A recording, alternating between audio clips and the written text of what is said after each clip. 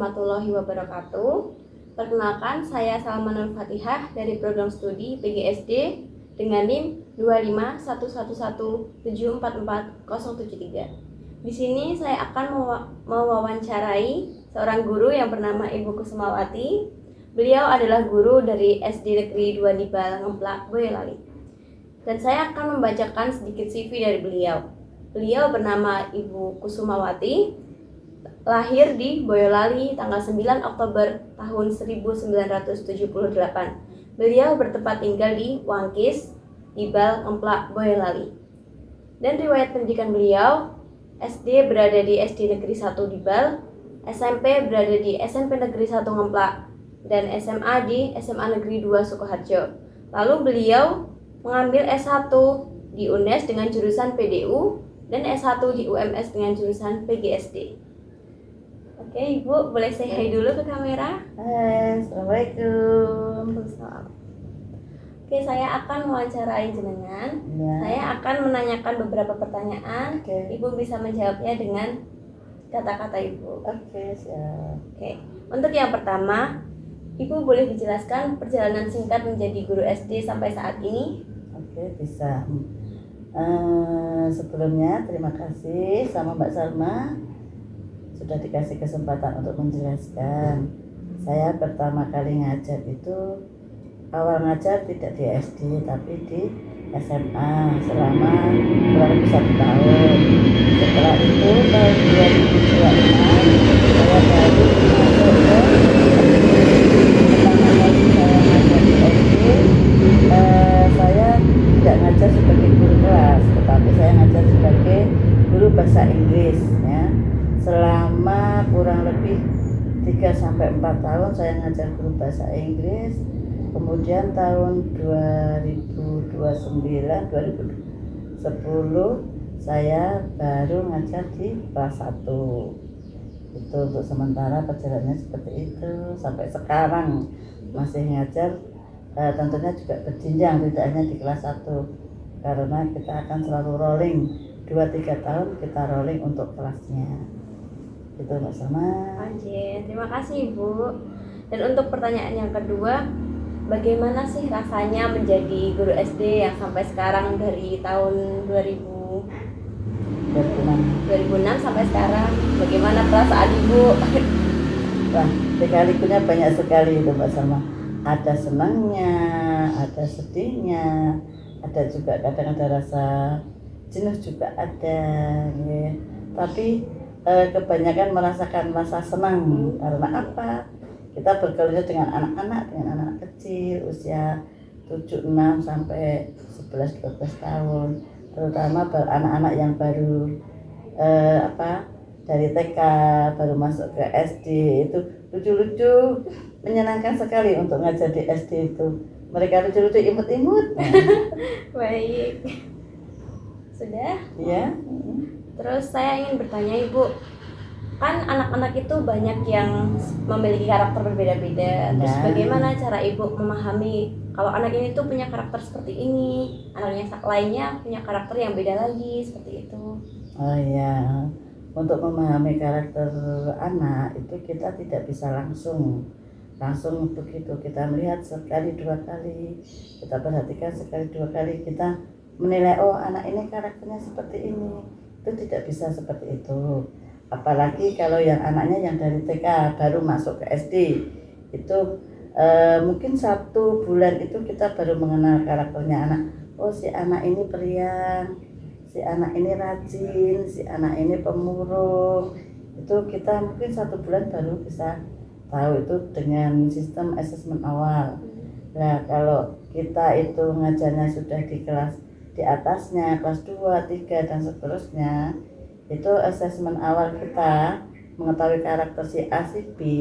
Itu kita yang pertama bertanya dulu dengan guru yang mengajar sebelumnya.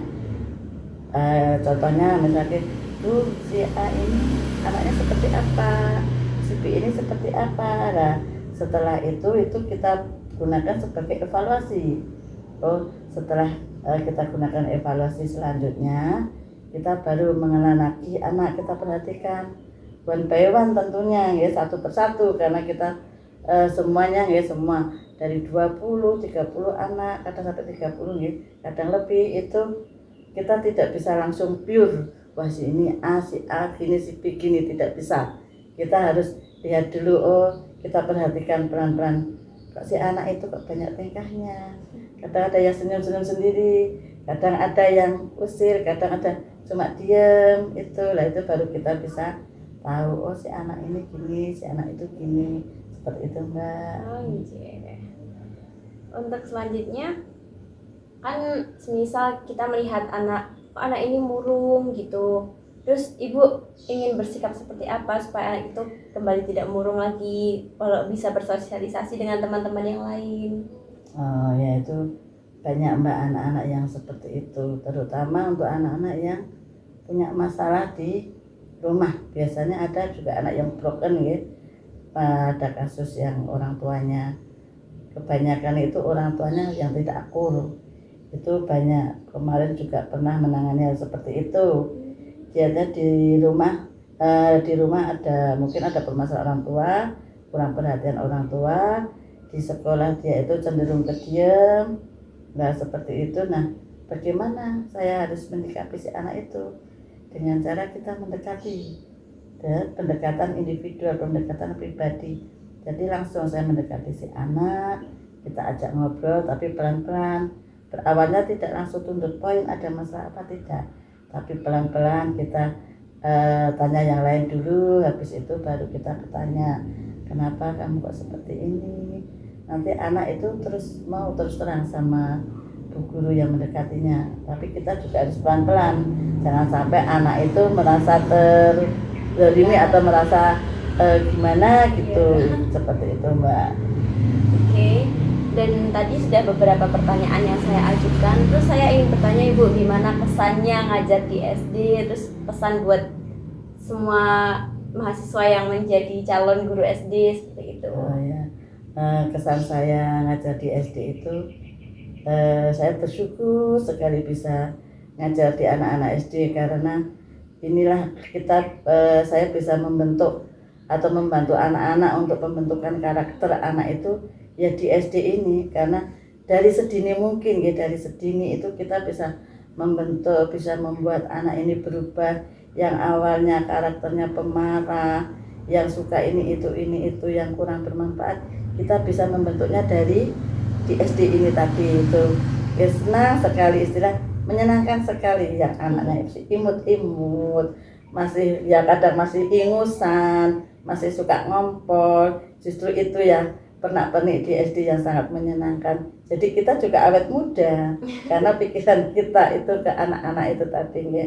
Nah untuk pesannya, ini saya pesan semangat buat mbak-mbak dan mas-mas yang sekarang di PGSD.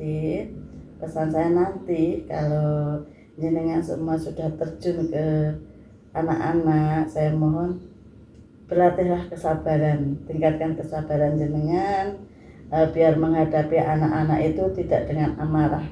Kalau memang jenengan menghadap pengen marah, tahan dulu, atur nafas, biar jenengan tidak marah ke anak, karena anak-anak itu paling takut dengan pemarah, yang suka marah, yang sering marah-marah itu. Mereka takut nanti akan cenderung bisa down ya. Jadi paling utama itu kesabaran untuk menghadapi anak-anak. Insya Allah dengan seperti itu jenengan nanti akan menjadi guru yang disenangi oleh murid jenengan, karena mereka paling suka dengan guru yang itu ya, dekat dengan anak-anak, bisa dijadikan sebagai teman, tidak hanya sebagai guru tapi juga sebagai teman. Itu Mbak, Mas. Baik, terima kasih Ibu. Wah, materi kali ini seru sekali ya teman-teman. Oke, kita tunggu lagi podcast berikutnya ya. Terima kasih buat Ibu semua sudah mau berpartisipasi dalam podcast kali ini. Oke. Terima kasih untuk semuanya, dan hormat lagi untuk Bu Helda selaku dosen pendidikan karakter anak. Terima kasih. Assalamualaikum warahmatullahi wabarakatuh.